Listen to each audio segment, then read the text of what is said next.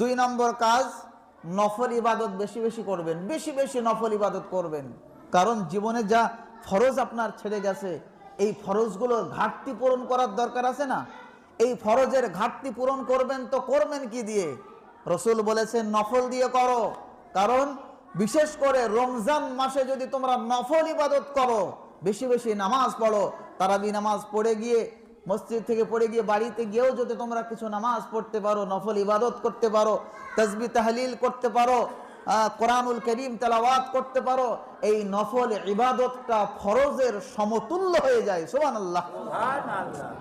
অন্য মাসে 1000 রাকাত নফল নামাজ পড়লেও কিন্তু 2 রাকাত ফরজ হবে না, 2 রাকাত ফরজের সমান হবে না। সারা জীবন নফল পড়লেও 2 রাকাত ফরজের সমান হবে না।